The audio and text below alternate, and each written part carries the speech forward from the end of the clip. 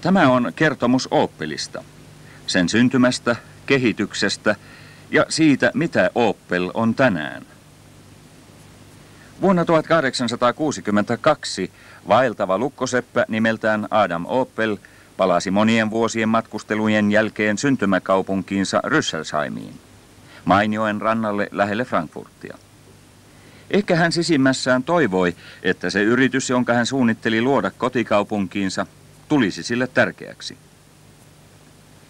Verrattuna niihin suuriin tehtaisiin, joissa hän oli aikaisemmin työskennellyt Brysselissä, Liegessä ja Pariisissa, hänen oma yrityksensä alkoi sangen vaatimattomasti ja hyvin primitiivisissä olosuhteissa hänen setänsä vanhassa käytöstä poistetussa navetassa. Siellä hän suunnitteli ja rakensi ensimmäisen ompelukoneensa. Ostaja löytyi melkein heti. Myynti lisääntyi ja vain 6 vuotta myöhemmin hän pystyi muuttamaan omaan tehdasrakennukseensa. Hän loi myyntijärjestelmän, mainosti ja tuotteet, jotka hänen tehtaastaan lähtivät, olivat laadultaan hyviä. Hänen yrityksensä kukoisti. Vuonna 1874, 12 vuotta perustamisen jälkeen, yritys oli kasvanut huomattavasti ja Adam Opel laajensi tuotantovalikoimaansa. Vuodesta 1880 vuoteen 1896 hän jopa tuotti koneita, joiden avulla läheisten Reinin, Mainin ja Moselin viinitarhojen viinipullot korkitettiin. Vuonna 1888, kun hän oli 50-vuotias, hän ryhtyi valmistamaan polkupyöriä. Tässä on hänen ensimmäisen polkupyöränsä mainoslehtinen. Ainoastaan kerran hän itse yritti ajaa tällaista isopyöräistä kulkuneuvoa. Sen kokemuksen jälkeen hänellä oli hyvä syy epäillä, ettei tämä uusi keksintö ollut kovin liikenneturvallinen.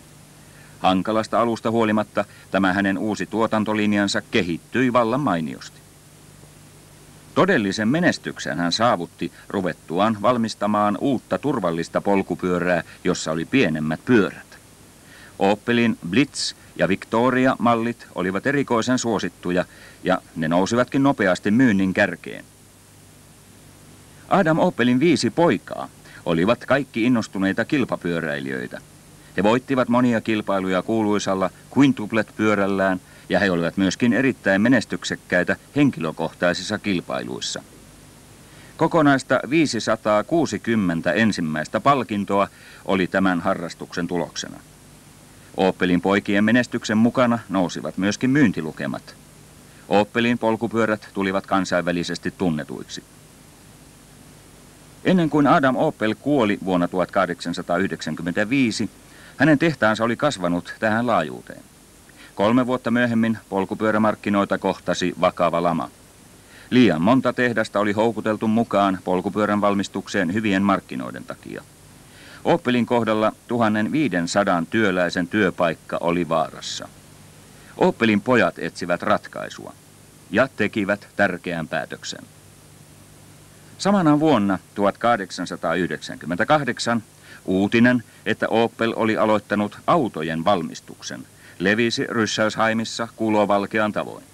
Vuonna 1899 Opelin ensimmäinen patent-auto System Lutzmann myytiin. Kesti vuoteen 1902, ennen kuin tehtaan autonvalmistus alkoi tuottaa voittoa. Tämä oli uuden Darra Q-mallin ansiota. Tämä valokuva otettiin vuonna 1902 Hampurin autonäyttelyssä. Vuotta aikaisemmin Opel oli ryhtynyt rakentamaan myöskin moottoripyöriä. Vuonna 1907 uusi 2-sylinterinen moottoripyörä tuotiin markkinoille, mutta kohta sen jälkeen tuotanto lopetettiin. Tämä kuva otettiin vuonna 1905. Samalla tavalla kuin Opel niitti mainetta polkupyöräkilpailujen avulla, tämä merkki rupesi saavuttamaan mainetta myöskin autokilpailujen kautta.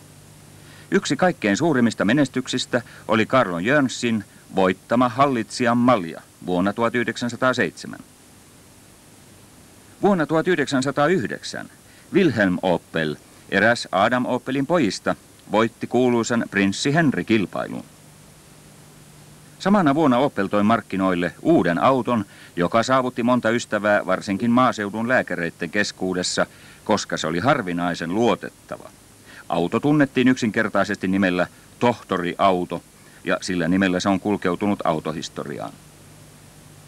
Vuonna 1899 Opel tuotti kaiken kaikkiaan 24 autoa Rüsselsheimissa.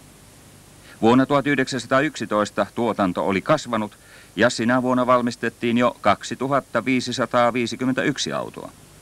Tuotannon kasvaessa lisääntyi myöskin hyvien ammattimiesten tarve. Tämän takia Opel päätti perustaa oman ammattikoulunsa, joka sai täyden valtion tuen. Siihen aikaan Opel tuotti muun muassa kuorma-autoja, motorisoituja auroja sekä lentokonemoottoreita. Esimerkiksi tämä Euler 2-taso oli varustettu 60 hevosvoiman Opel-moottorilla. Tämä teho vastasi yhtä hevosvoimaa jokaista 1,7 kiloa kohden, erittäin hyvä suhde tehon ja painon välillä siihen aikaan. Illalla elokuun 19. päivänä vuonna 1911 tehtaan kasvu loppui tulipaloon, joka tuhosi käytännöllisesti katsoen koko tehdasalueen. Frankfurtin, Mainzin ja Darmstadtin palokuntien yhteiset ponnistukset eivät riittäneet rajoittamaan tulipaloa. Mutta vain vuotta myöhemmin, Opelin viettäessä 50. merkkipäiväänsä, tuhoutunut alue oli korvattu uudella tehtaalla. Tämä uusi tehdas oli suunniteltu nimenomaan autotuotantoa varten ja sen tehollinen pinta-ala oli 6000 neliömetriä. Ompelukoneiden valmistus lopetettiin. Muutamia koneita koottiin sellaisten osien avulla, joita tulipalo ei ollut hävittänyt. Näin ollen Opelin kokonaistuotanto ompelukonealalla vuodesta 1862 vuoteen 1911 nousi täsmälleen 1 miljoonaan. 50-vuotisjuhlavuonna valmistui 10 000 Opel-auto, 14 hevosvoimainen Pupschen eli pieni nukke. Siihen aikaan autoja valmistettiin uskomattoman montaa mallia ja tyyppiä ja jokainen malli tehtiin suurelta osin käsiin. Hyvin usein kokoonpanohalleissa suoritettu työ muistutti enemmän kaaosta kuin systemaattista työtä. Autojen suunnittelua, muotoilua ja rakennetta parannettiin jatkuvasti, mutta rakennusmenetelmät pysyivät samana kuin ne olivat olleet hevosajoneuvojen aikaan. Vasta vuonna 1923, ensimmäisen maailmansodan jälkeen, kun ajat olivat palautuneet suurin piirtein normaaliin, Opel aloitti tuotantonsa uudelleen organisoinnin, käyttäen apuna kaikkia jäljellä olevia rahavarojaan. Siihen aikaan, kun tämä malli tuotiin markkinoille vuonna 1924, oli liukuhihnajärjestelmä otettu käyttöön siirtämään osia ja osaksi koottuja autoja yhdestä työvaiheesta toiseen. Vanhanaikaiset työkoneiden käyttöhihnat ja voimansiirtoakselit, jotka ennen täyttivät tehtaan, olivat poissa. Tilalle olivat tulleet sähkömoottorit. Tämä malli oli Opel 4/12, joka kirkkaan vihreän värinsä johdosta sai lempinimekseen Lehtisammakko. Nämä 25 autoa vastasivat 1 päivän tuotantoa. Opel oli ensimmäinen saksalainen autonvalmistaja, joka otti käyttöönsä uudenaikaiset kokoonpanojärjestelmät. Vuoden sisällä tuotanto oli kasvanut 100 autoon työpäivää kohti, ja pian se oli jo 120 autoa. Vuonna 1926 4/12 mallin hintaa alennettiin 4550 markasta 2950 markkaan. Tämän alennuksen mahdollisti laajan sarjatuotannon tuoma taloudellisempi toiminta. Siihen aikaan Saksassa oli 736 Opel-piirimyyjää. He olivat ensimmäisiä, jotka tarjosivat määrättyjä korjauksia kiinteisiin hintoihin. Opelin insinöörit informoivat valtuutettuja korjaamoita parhaista huoltomenetelmistä ja myöskin tehokas varaosien toimitusjärjestelmä oli olemassa. Käytännöllisesti katsoen kaikki osat olivat keskenään vaihdettavissa ilman muutoksia. Uudenaikaisen tuotantomenetelmän tulos. Piirimyyjien huoltohenkilökunnan edelleen kehittämiseksi perustettiin huoltokoulu. Kohta tämän jälkeen järjestettiin myöskin piirimyyjien luona tapahtuva koulutus liikkuvan kaikin erikoistyökaluin varustetun koulun avulla. Vuosien saatossa huoltokoulutustilat ja menetelmät ovat jatkuvasti parantuneet ja laajentuneet. Toukokuussa vuonna 1928 Fritz von Opel ajoi rakettimoottorilla varustettua autoa avuskilparadalla Berliinissä ja saavutti melkein 230 kilometrin huippunopeuden. 2000 henkilöä, mukana lehtimiehiä ja kutsuvieraita, oli seuraamassa tätä tapahtumaa. Tämän jälkeen seurasi rakettimoottoreilla varustettujen kiskoajoneuvojen sekä lentokoneiden kokeilutyö. Tehtyään pakkolaskun rakettimoottorilla varustetulla koneella Fritz von Opel ei halunnut riskeerata enää kokeilla. Vaikkakin tuotanto oli kasvanut melkein 42 800 autoon vuonna 1928, työvoiman ollessa 7600 henkeä ja kotimaan markkinaosuuden melkein 40%, Opel-perhe näki tulevaisuudessa vaikeuksia, jotka johtuivat Euroopassa lisääntyvästä taloudellisesta epävakaisuudesta. Neuvottelut käynnistettiin ja niiden tuloksena Opel myytiin General Motorsille vuonna 1929. Hinta noin 33 miljoonaa kultadollaria. Tässä on kuva General Motorsin silloisesta presidentistä Alfred P. Sloanista ja Opelin johtoportaasta yhdessä henkilökuntaryhmän kanssa, jota kiitettiin pitkän palvelusajan johdosta. Tähän aikaan tuotantotilat olivat laajentuneet huomattavasti. Omistussuhteen muutoksen jälkeen ensimmäinen markkinoille laskettu auto oli tämä 1,8 litran sedan vuosimallia 1930. Olympia tuotiin markkinoille 1935, vuotta ennen Berliinin olympiakisoja. Tämän uuden automallin valmistuksessa oli otettu käyttöön uusia mullistavia menetelmiä suuren tuotannon mahdollistamiseksi. Se merkitsi uutta aikakautta auton rakennustekniikassa. Kori ja runko eivät enää olleet erillisiä osia, vaan yhdistetty kokoteräksiseen itsekantavaan kori-runkorakennelmaan.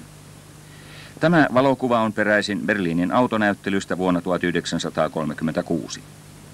Huomattavaa on, että jo siihen aikaan otettiin huomioon itsekantavan teräskorin tarjoamat turvallisuusnäkökohdat.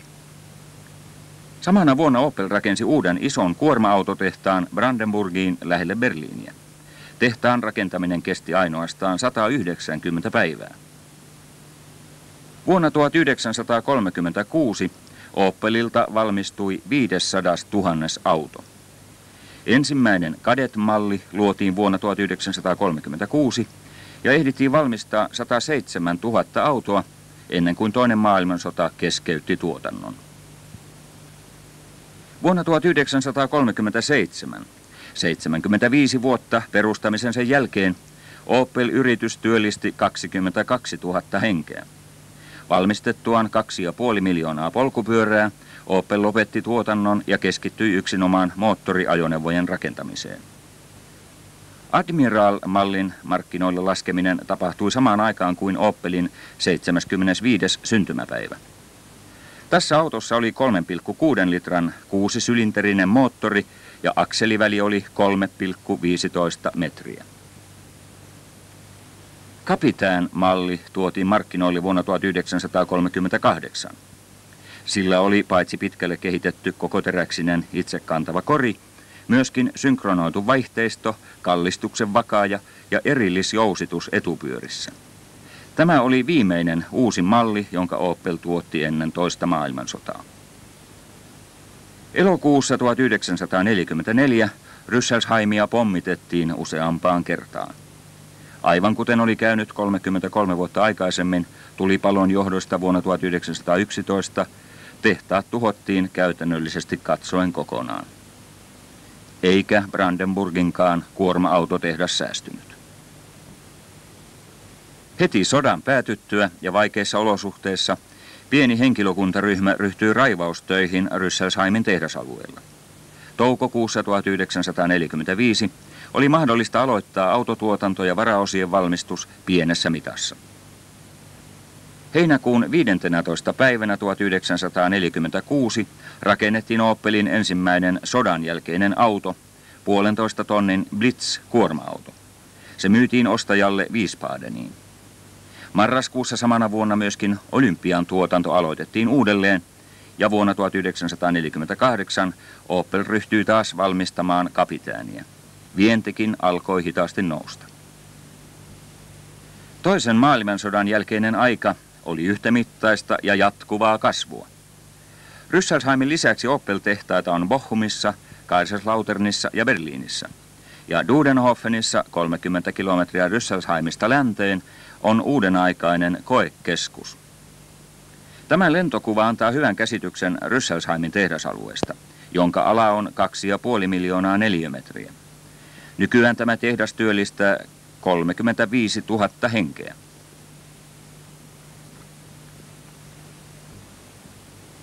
Vuosittain Rüsselsheimissa tapahtuvaa tuotantoa varten tarvitaan noin 400 000 450 000 tonnia teräslevyä, määrä joka suurin piirtein vastaa 22 000 täyteen kuormattua junavaunua. Tuotannon laajuus ja siihen liittyvät tekijät ovat kasvaneet sellaisiin mittasuhteisiin, ettei ihminen yksin enää pysty valvomaan sitä, ja tietokoneet ovat välttämättömiä. Esimerkiksi tarkastamaan, että oikeat osat joutuvat oikeaan paikkaan oikeaan aikaan. Jatkuvat tarkastustoimenpiteet takaavat, että tuotteen laatu pysyy korkeana. Joka 7. tuottavalla henkilöllä on laadun tarkkailijan vihreä käsinauha. Tämä on Opelin tekninen ja tuotekehittelyosasto, joka työllistää yli 3500 henkilöä. Se valmistui vuonna 1967 ja sitä laajennetaan tällä hetkellä. Tässä keskuksessa tapahtuu kaikkien General Motorsin eurooppalaisten henkilöautojen kehittelytyö.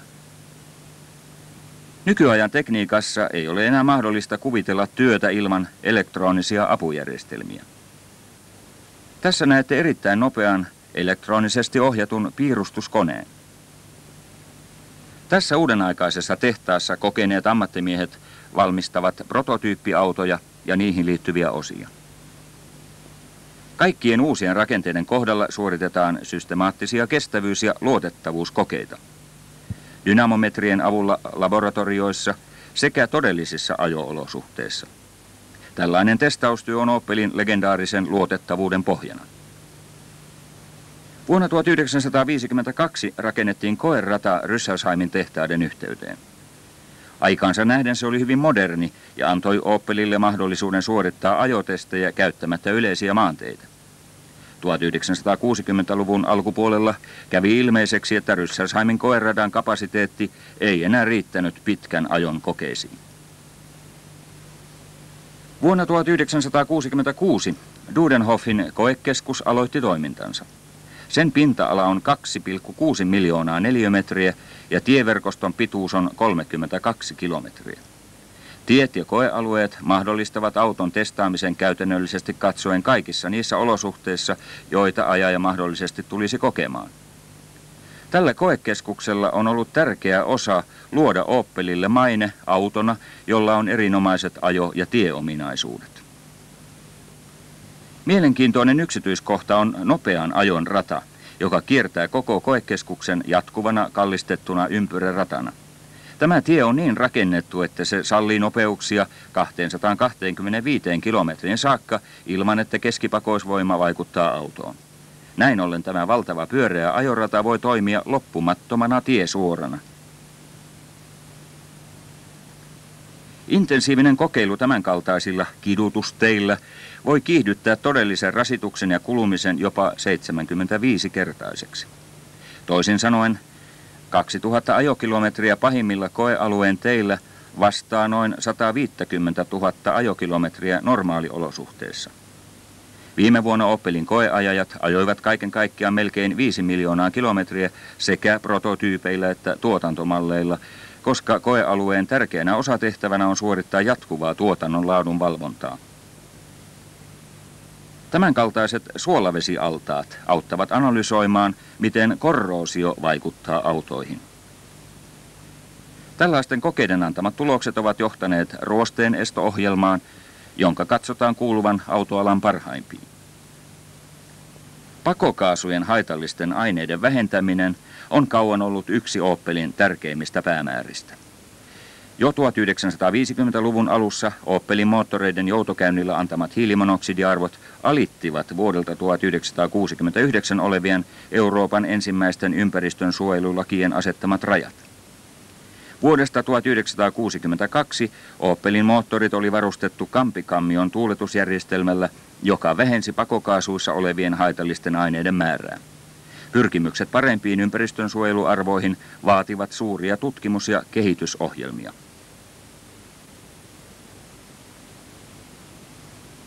Kokeilutyötä varten rakennettuja autoja ei yleensä ole suunniteltu sarjatuotannon näkökohtia silmällä pitäen. Ne on ensikädessä rakennettu palvelemaan teknillistä tutkimus- ja kehitystyötä. Opelin turvallisuusauto OSV 40 oli poikkeus. Se oli ensimmäinen kokeiluauto, joka oli suunniteltu nimenomaan vastaamaan korkeita, mutta realistisia aktiivisen ja passiivisen turvallisuuden vaatimuksia sekä sarjatuotannon asettamia näkökohtia. Sotavoimien suorittamat lentotutkimukset ja avaruuslennot ovat auttaneet antamalla autoinsinööreille tietoja siitä, minkälaisia rasituksia ihmiskeho pystyy kestämään. Nämä tiedot ovat hyödyllisiä suunniteltaessa turvallisia, energiaa absorboivia autonkoreja sekä turvavöitä ja muita passiiviseen turvallisuuteen liittyviä yksityiskohtia. Nykyään turvavöitä käyttävillä ajajilla ja matkustajilla on realistiset mahdollisuudet selvitä hengissä tämänkaltaisista kolareista ilman vakavampia vammoja. Passiivinen turvallisuus on jo otettu huomioon aivan aikaisemmasta vaiheesta lähtien uutta autoa suunniteltaessa. Olemme nyt tutustuneet Rüsselsheimin päämajaan ja on paikallaan sanoa muutama sana myöskin muista tehtaista. Opel rakennutti Bochumin tehtaat vuosien 1960 ja 1962 välisenä aikana. Ne rakennettiin entisten hiilikaivosten päälle ja niiden kokonaiskustannukset olivat 1,2 miljardia Saksan markkaa. Tässä nähdään lentokuva ykköstehtaasta, johon on sijoitettu hallinto, puristusosasto, koritehdas ja kokoonpanolinja. Kakkostehdas tuottaa moottoreita, vaihdelaatikoita ja muita osia. Kuten Rüsselsheimissakin on Bochumissa uudenaikainen korkearakenteinen varaosavarasto. Bochumissa Opel työllistää tänä päivänä noin 19 000 henkeä. Kaiserslauternin tehtaat työllistävät noin 5 000 henkeä. Täällä valmistetaan iskunvaimentimia, kytkimen osia, jarrusylintereitä, istuinrunkoja, vesipumppuja, muovi- ja peltiosia sekä moottorin osia. General Motors Strasbourg valmistaa Opelin automaattivaihteistot ja myöskin Varajet 2 kaasuttimet. General Motors GmbH Berliinissä on Opelin sisaryhtiö, joka valmistaa moottorilaakereita ja työllistää noin 200 henkeä. Antwerpenissä Belgiassa sijaitsevien GM Continental-tehtaiden huomattavan suuresta kapasiteetista suurin osa käytetään Opeleiden valmistamiseen.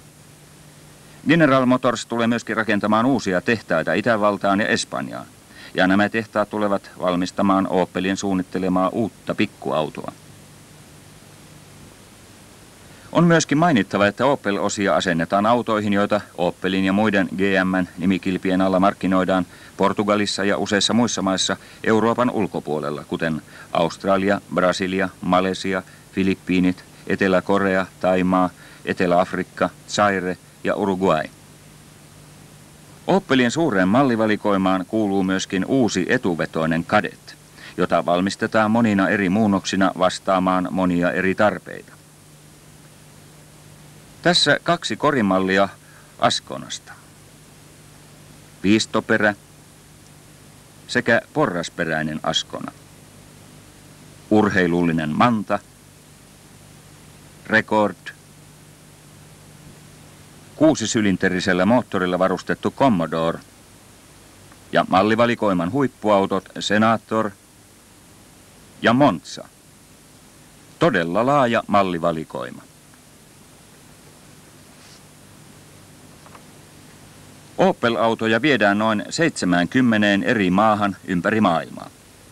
Euroopan ulkopuolella Opelin myynti ja huolto hoidetaan maailmanlaajuisen General Motorsin organisaation puitteissa. Tämä kaavio antaa käsityksen viennin kehityksestä vuodesta 1899, kun ensimmäiset Opel Lutzmann-autot vietiin ulkomaille.